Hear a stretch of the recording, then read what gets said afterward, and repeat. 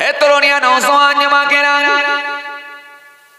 হে আমার মুরব্বিয়ানেরা, বাবারা শুনে খেয়ে দিন বাবা, বাবারা চিনিয়ে খেয়ে দিন বাবা।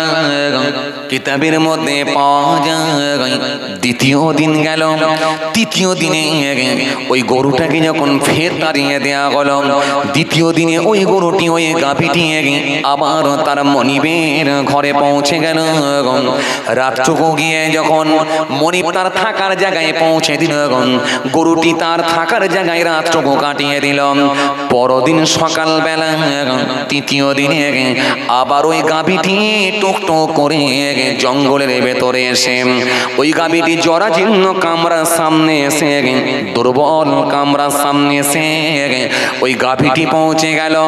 ওই মাতার পুত্রর দিকে তাকিয়ে বলতে লাগলো, তার জবানকে আল্লাহ খুলে দিলেন, স্পষ্ট ভাষায় বলতে লাগলো, হে বার সন্তান, হে মাতার সন্তান, পুত্র আর মাতা, তোমরা কেন খেতে এরকম অনীহা করো? আমাকে খেয়ে নাও, খেয়ে নাও। আমি তোমাদের জন্য হলাম খাদ্য, তোমাদের জন্য হলাম হালাল খাবার, সুতরাং আমাকে খেয়ে নাও, জবা করে খেয়ে নাও। কিতাবের মধ্যে পাওয়া যায় ওই গরুটি পুত্রের সামনে গিয়ে গরুটি ওপর হয়ে পড়ে গেল। গরুটি যখন শুয়ে পড়ল, গলাটাকে ওপর দিকে তুলে দিল, তুলে দিয়ে বলল, আর তোমরা কষ্ট করো না, আজ কদিন হয়ে গেল তোমরা না খেয়ে আছো, আল্লাহ তোমাদের জন্য আমাকে হালাল খাদ্য করে পাঠিয়েছে, চিন্তা করো না, টেনশন মুক্ত হও, আর আমাকে তোমরা জবা করে খেয়ে নাও। তৃতীয় দিনে যখন একই কথা বলে, একই কথা বলে, তখন ওই মার সহ্য করতে না পেরে তার সন্তানকে হুকুম দিল, হে আমার সন্তান, হে আমার বেটা, গরুটাকে এবারে জবা করন। বেটা থাকতে না পেরে চকচকে একটা ছুরি নিয়ে গিয়ে ওই গরুটাকে ওই জঙ্গলের ভিতরে জবা করে ফেললে, জবা করে গরুটার চামড়া আলাদা করে দিলে, গাভীটির চামড়া আলাদা করে দিলে, গোস্তগুলো সব কেটে কেটে আলাদা করে পিস করে রাখলে, আস্তে করে রান্নাও হয়ে গেল। রান্না করে নিয়ে তারা যে যার খোদার যন্ত্রণা নিবারণ করলেন, আরামের সঙ্গে খাওয়া দাওয়া করে নিলে।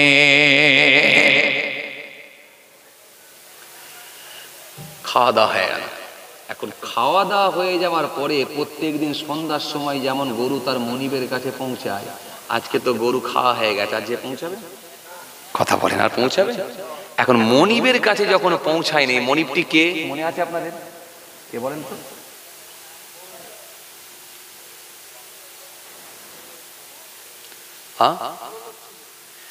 একদম ঠিক, বড় লোক ছিল, ধনী লোক ছিল, প্রভাবশালী ব্যক্তি ছিল, বনি ইসরাইলের সেই প্রভাবশালী লোক। মনে আছে আপনাদের?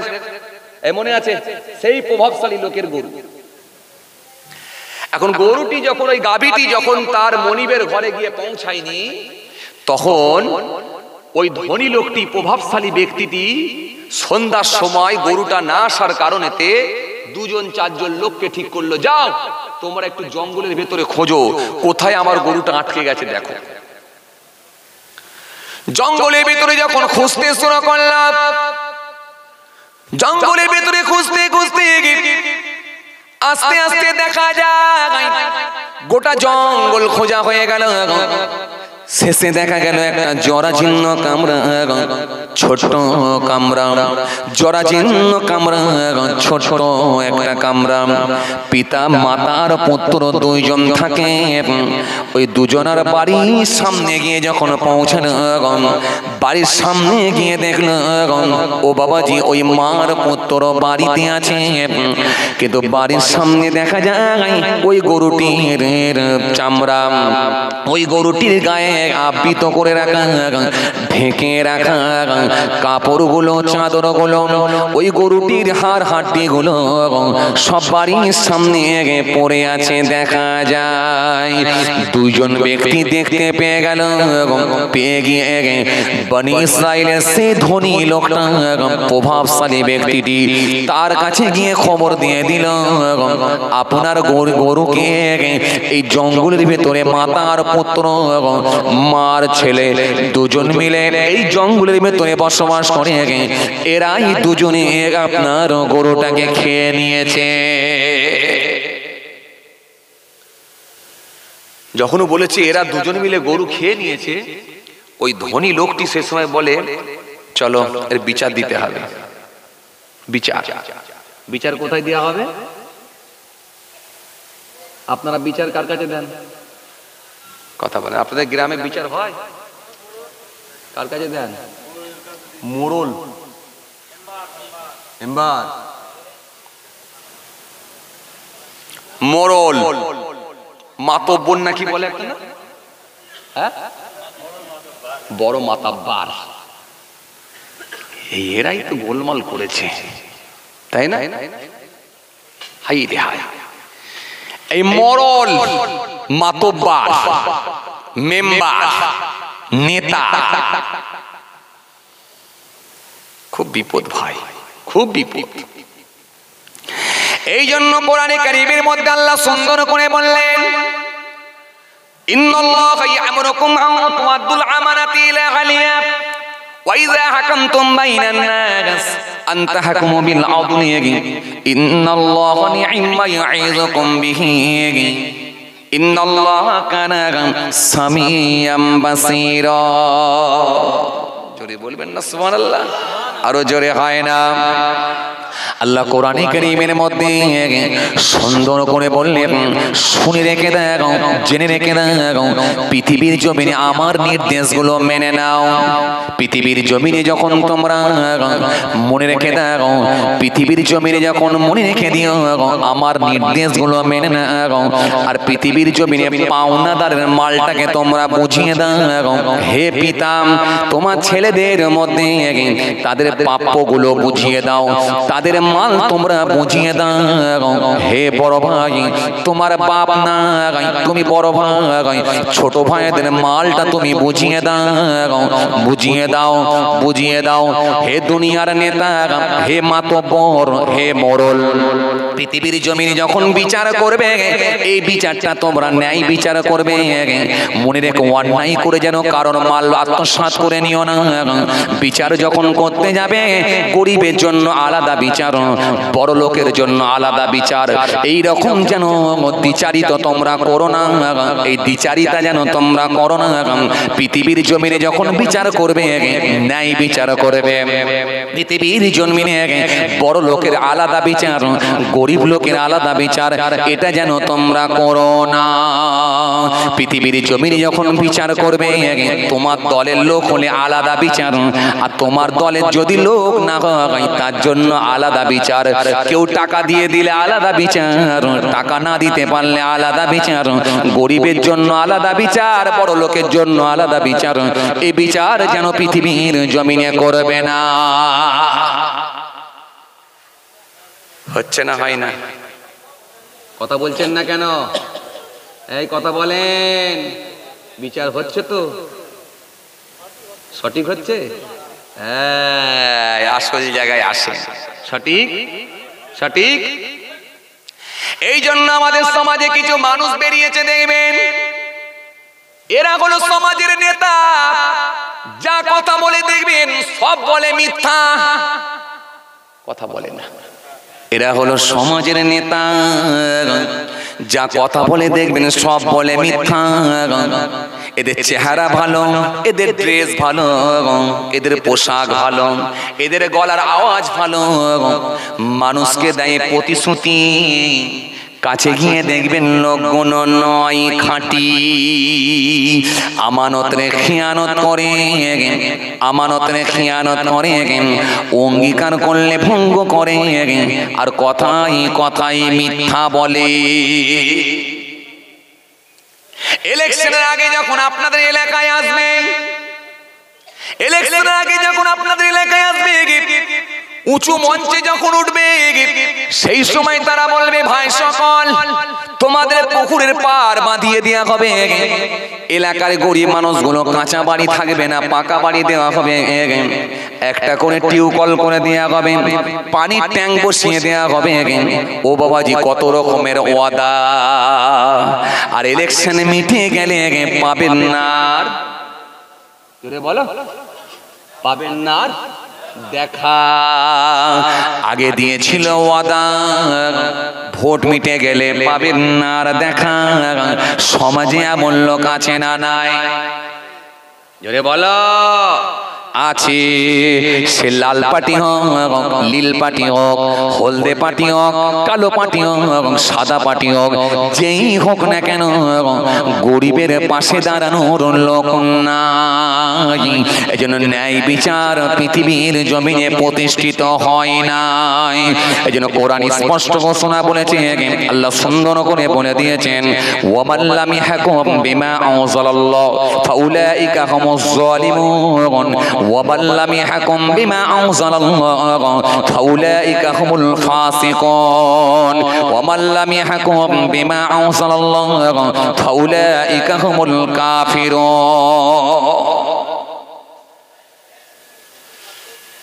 কি গো বাবাজি, কষ্ট হচ্ছে? যদি বলো কষ্ট হচ্ছে। আসেন, ভুল বুঝবেন না। এই অবিচারকারী বিচারক গুলোকে কিয়ামতের ময়দানে আল্লাহ আগুনের পোশাক পরিধান করাবে। আছেন কোথায়? বেলা 1:30টার সময় গরুর গোশত দিয়ে ভাত খেয়েছেন, 5:30টার সময় বিচার করতে যাচ্ছেন, দাঁতেতে কাঠি মারতে মারতে যাচ্ছেন, ছাতি ফুলিয়ে যাচ্ছেন। আমি হলাম নেতা, আমি হলাম মরল, আমি যা বলবো সব মানতে বাধ্য, আর না হলে থানায় ঢোকাতে বাধ্য, থানায় ঢুকিয়ে দেবো, কেউ তাকে রুখে দিতে পারবে না। ও মিয়া, শুনে রেখে দাও, এই বিচারের দাড়িপাল্লা যদি ঠিকঠাক না রাখতে পারো, মাপকাঠি যদি সমান না রাখতে পারো, তোমাকে কিয়ামতের ময়দানে আল্লাহ আগুনের পোশাক পরিধান করাবে। যেই হোক এই মাপকাঠি আপনাকে ঠিক রাখতে হবে।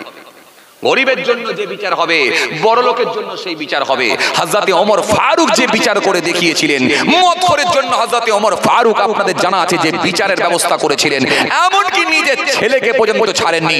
মারতে মারতে মারতে বেতের বাড়ি মারতে মারতে মারতে মারতে হযরত ওমর বলেছিলেন, আমি আজকের দিনে কোরআনের বিচার প্রতিষ্ঠিত করতে চাই। এখানে আমার ছেলে, আমার আত্মীয়, আমার রিলেটিভ কাউকে চিনিনি, আল্লাহর কোরআনের ফয়সালা করে আমি আমার ছেলেকে পৃথিবীর জমিনে দৃষ্টান্ত স্বরূপ রেখে দিতে চাই।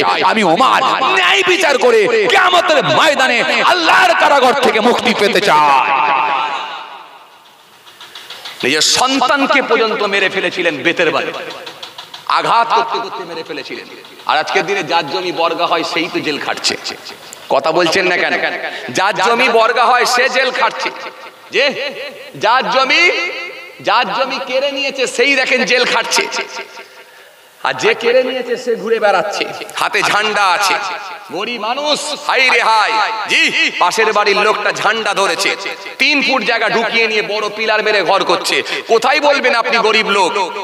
পঞ্চায়েতে বিচার নেই, কোর্টে বিচার নেই, থানায় কোনো কথা চলবে না।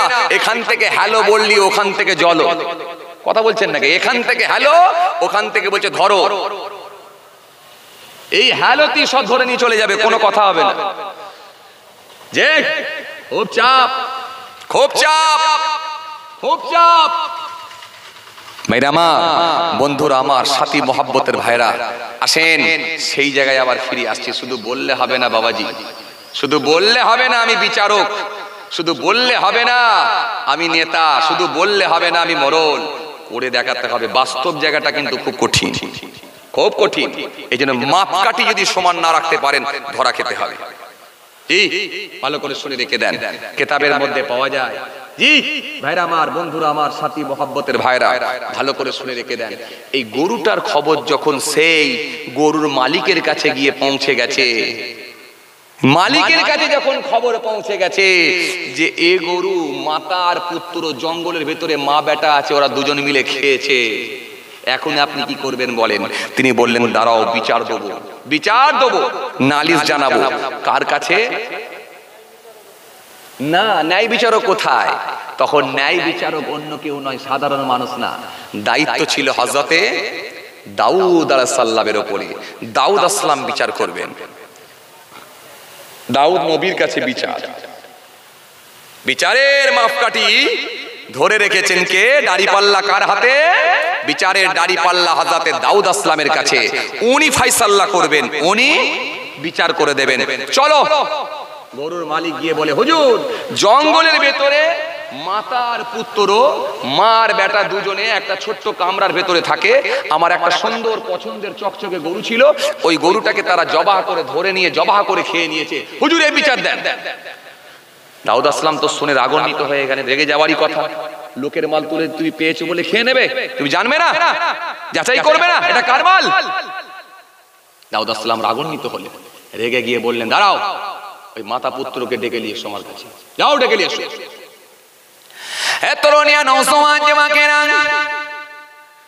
হে আমার মুরব্বিয়ানেরা, বাবারা শুনে কে দিন বাবারা জেনে কে দিন বাবা, জঙ্গলের ভেতরে মাতার পুত্রর কাছে খবর পৌঁছে গেল, হে মার বেটা, তোমাদেরকে আজাতে দাউদ নবী ডাকছেন, চলো। ওই মা বেটা মাতার পুত্র দুজনে গুটি গুটি গুটি গুটি পায়ে আল্লাহ নবী হযরতে দাউদ নবীর কাছে এসে পৌঁছে গেলেন।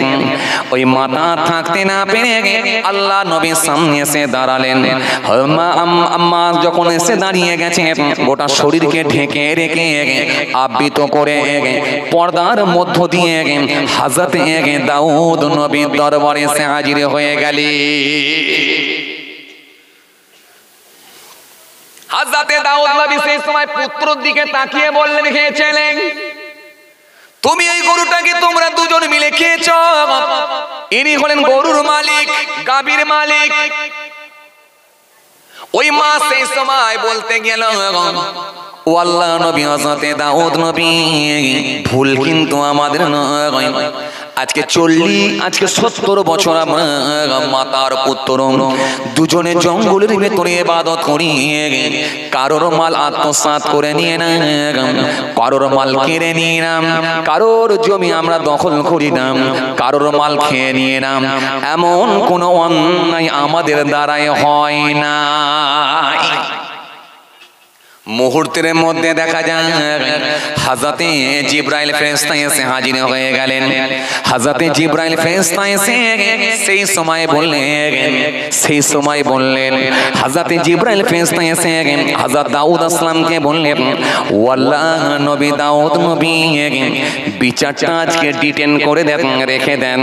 হুজুর কালকে আগামী কাল ঈদের দিন আসছে, ঈদের দিনে ইনাদেরকে গরু মালিককে আর মাতা পুত্রকে সবাইকে কিন্তু ঈদের মাঠে উপস্থিত হতে বলবে, মানুষের সম্মুখে লোকের সামনে সেই দিনই কিন্তু আপনি বিচারটা করে দেবে। মনে আছে? এই মনে আছে? সে পূর্বের কথা মনে আছে? পূর্বের কথা মনে আছে? লোকে বলেছিল কিয়ামতের দিনে কেমন বিচার হবে একটু দেখা। দাউদ আলাইহিস সালাম বলেন, দেখাবো, কিন্তু ঈদের মাঠেতে গিয়ে দেখাবো। কথা বল। জিবরাইল ফেরেশতা বলছে, হুজুর আপনি একটু ডিটেন করে দেন, আজকে বিচার করার দরকার নাই, একটু এটা স্থগিত রেখে দেন। ঈদের দিনে ঈদের নামাজের পরে এই বিচারটাও কিন্তু ঈদের দিনই দেখাবেন। এখন যে যার বাড়ি চলে যায়, ভালো কথা। গাভী মালিকও তার বাড়িতে চলে গেল,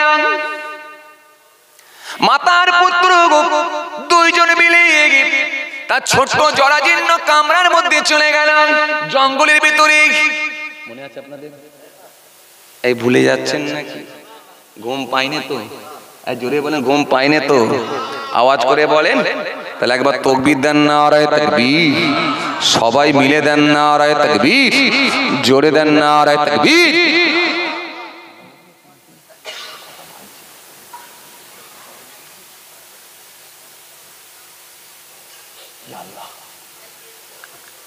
অনেক টাইম হয়ে গেছে, আমি ওয়াজ করেই যাচ্ছি। কিন্তু আসল জিনিস বাকি। কথা বুঝতে পারছেন? হ্যাঁ, আসল জিনিস বুঝতে পারছেন আপনারা?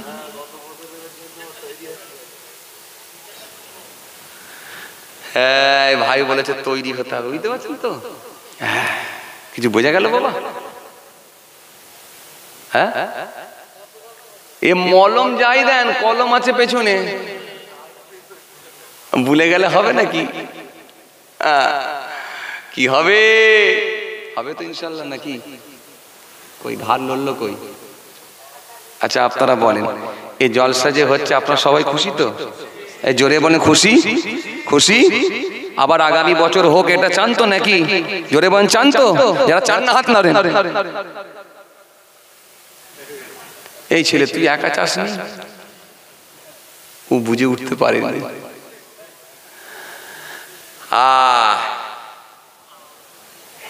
ভাইরা আমার, বন্ধুরা আমার, সাথী মহব্বতের ভাইরা, কঠিন সময়। জি বাপ, খুব কষ্ট আপনাদেরকে দেবো না, চলেন আলোচনার সমাপ্তির দিকে আগিয়ে দেবো। অনেক সময় আপনারা দিয়েছেন আলহামদুলিল্লাহ, মাশাআল্লাহ। এই শীতের রাতে শীতকে উপেক্ষা করে এত বয়স্ক মানুষেরাও এসে বসেছেন আলহামদুলিল্লাহ। আসেন, মনে রাখবেন পৃথিবীর জমিনে যদি সমাজের বুকে, দেশের বুকে, রাজ্যের বুকে, জেলার বুকে, জি পৃথিবীর বুকে যদি আল্লাহর আইনকে প্রতিষ্ঠিত না করতেও পারেন, অন্তত আমরা প্রত্যেকে আল্লাহর বান্দা হিসাবে আমরা প্রত্যেকে যে যার বাড়িতে অন্তত কোরআনের আইনকে, আল্লাহর আইনকে আমরা প্রতিষ্ঠিত করব ইনশাআল্লাহ। ইনশাআল্লাহ রাজি? রাজি ইনশাআল্লাহ? রাজি। বাড়িতে যদি কারোর বাড়িতে যদি সুদ ঢুকে থাকে, কারোর বাড়িতে যদি বন্ধন ঢুকে থাকে, আপনি বাপ প্রোটেস্ট করুন, এই ছেলে এই বন্ধন আর করা যাবে না, যদি করো তাহলে এই বাড়িতে কিন্তু আমি থাকবো না। বেটা বৌমা এখনো মহিলা সমিতি করছে, যদি করে তবে বৌমাকে বারণ করো, যদি করে তাহলে এই বাড়িতে কিন্তু আমি থাকবো না, আর না হলে তোমার বউকেও রাখবো না, তোমাকেও রাখবো না। এটা প্রোটেস্ট করুন, আপনি করুন, আপনি বলুন, প্রতিবাদ করুন। আপনার যুবক ছেলেটা 18 বছর বয়স, এখনো পেচ্ছাপ করে পানি নেয় না, আপনার কাছে খবর এসেছে, আপনি এর বিরোধিতা করুন, প্রোটেস্ট করুন, বলুন। আপনার যুবতী মেয়েটা এখনো পর্যন্ত পর্দার মধ্যে থাকে না, আপনি এর প্রোটেস্ট করুন, আপনি প্রতিবাদ করুন, প্রতিবাদ করুন। আপনার স্ত্রী এখনো পর্যন্ত পর্দার মধ্যে থাকে না, আপনি এর প্রতিবাদ করুন, আপনি এর প্রতিবাদ করুন, আপনি প্রোটেস্ট করুন। কারণ আল্লাহ কোরআনের মধ্যে বলেছেন তুমি বাঁচো আর তোমার পরিবারের সদস্যদেরকে বাঁচাও। এই বাঁচানোর দায়িত্ব হলো কার? আপনার নিজের, আপনার নিজের বাঁচানোর দায়িত্ব। সুতরাং আপনি যদি বাঁচাতে না পারেন তাহলে কিন্তু মনে রাখবেন খুব কঠিন হয়ে যাবে, আল্লাহর আইন কিন্তু খুব কঠিন। এই জন্য আল্লাহ কোরআনের মধ্যে বলেছেন ওমাল্লাম ইয়াহকুম বিমা আনজালাল্লাহ ফাউলাইকা হুমুজ জালিমুন। পৃথিবীর জমিনে আমার কোরআনের আইন দিয়ে তোমরা বিচার করো, পৃথিবীর জমিনে আমার আইনকে তোমরা প্রতিষ্ঠিত করো, আমার আইন দিয়ে তোমরা বিচার করো, যদি না করো ফাউলাইকা হুমুজ জালিমুন, অতঃপর সে হবে জালিম।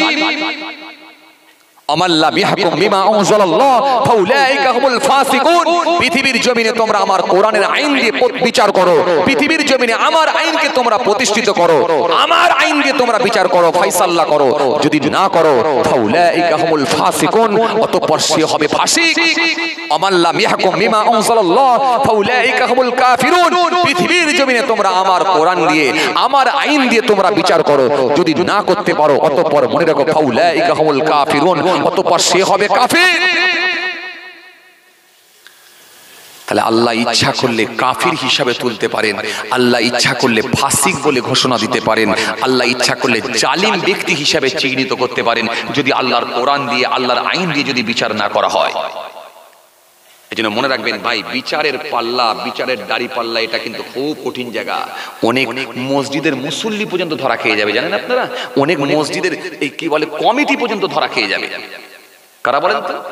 যারা বিচারের জায়গায় ফায়সালা করতে পারেনি। 7 বছর ইমামতি করাচ্ছে ইমাম সাহেব আছে, 7 বছর, কিন্তু 3,500 টাকা বেতন। ভুল করে কোনোদিন বলেনি যে 4,000 টাকা করে দেওয়া হোক, অথচ নিজের ছেলের বেতন 18,000 টাকা, সেখানে খালি ঘন ঘন খবর নিচ্ছে কবে হবে 21,000 টাকা। 21,000 যখন হয়ে গেল 6 মাস পরে আবার খবর নিচ্ছে কবে হবে 25,000 টাকা। কেন? সেইখানে জানছে আমার টাকার দরকার। আর ইমাম সাহেব যদি একবার বলে দেয় ভাই অনেকদিন হয়ে গেল 3,500 টাকা একটু ব্যবস্থা করুন, আমার দিকে তাকান, তখন একটু মাথাটা চুলকে বলছে হুজুরদের টাকা কি হবে? কথা বলছেন? মানে হুজুর যদি বেগুন কিনতে যাই ফ্রি, হুজুর যদি পেট্রোল পাম্পে যাই ফ্রি, হুজুর যদি ওষুধ দোকানে যাই ফ্রি, হুজুর যদি কাপড়ের দোকানে যে একটা বইয়ের শাড়ি কিনতে যাই তাও ফ্রি, হুজুর যদি মেয়ের জামা একটা কিনতে যাই তাও ফ্রি, হুজুর যদি একটা কি বলে একটা যদি আপনার কি বলে মোটরসাইকেলের দোকানে যাই সেখানে যদি গাড়িটা একটু কি বলে তেল ভরতে যাই সেখানেও ফ্রি, হুজুর যদি একটা কি বলে একটা ফলের দোকানে যাই কলা ফ্রি, একটা যদি মুসাবি লেবু দোকানে যদি বলে মুসাবি লেবু দাও তাও ফ্রি।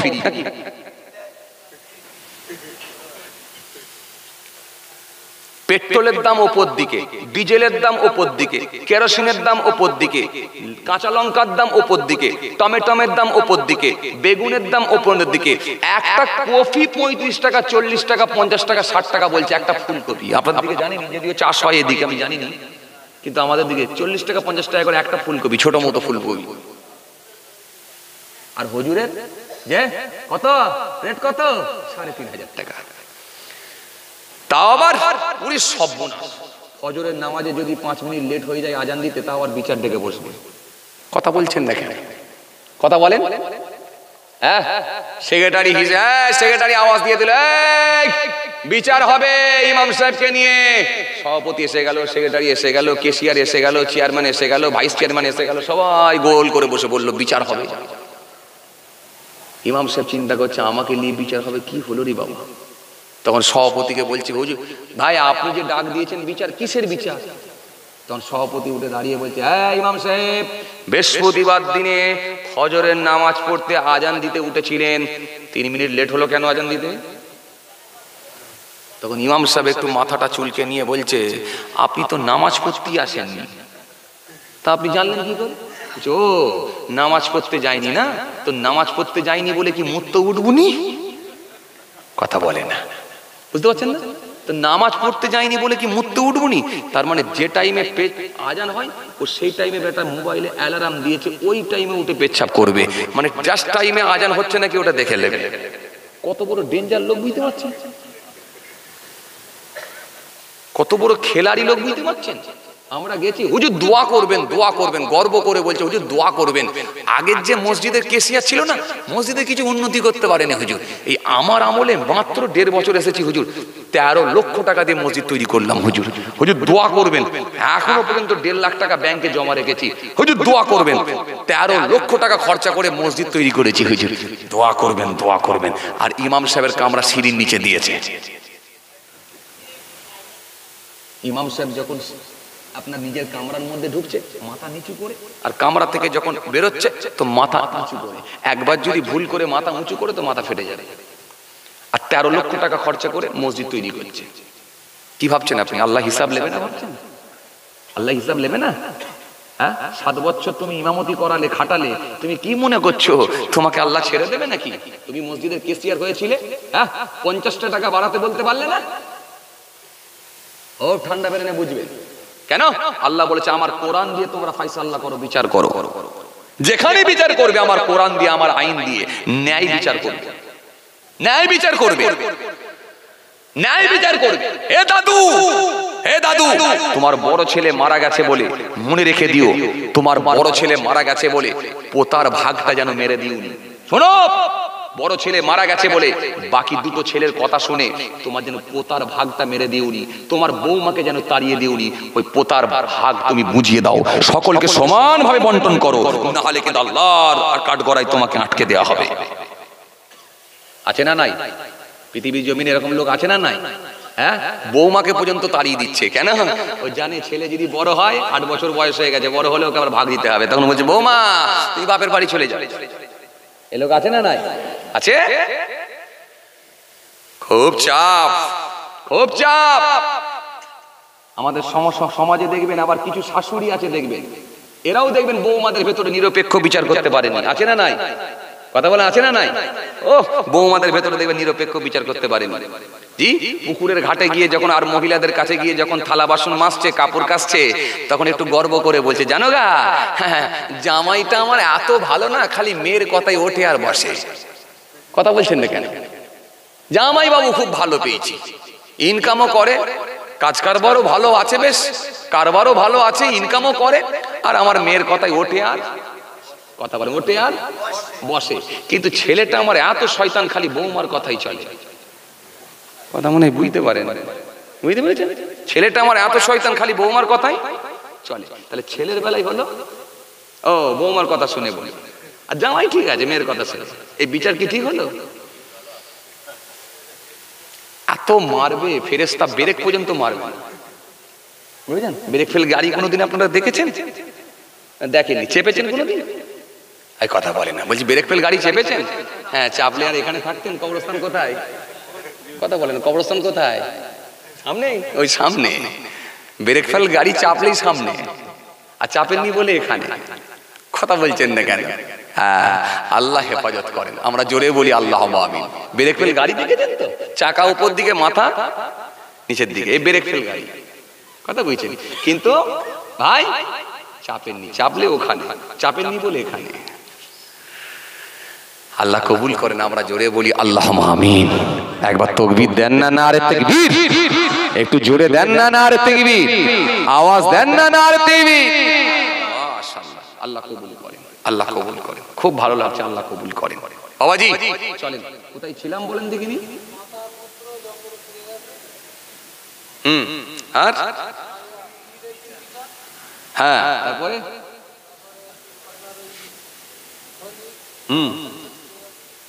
বাহ বাহ, ভাইটা কিন্তু ভালো উত্তর দেয়। কি বলেন চাচা?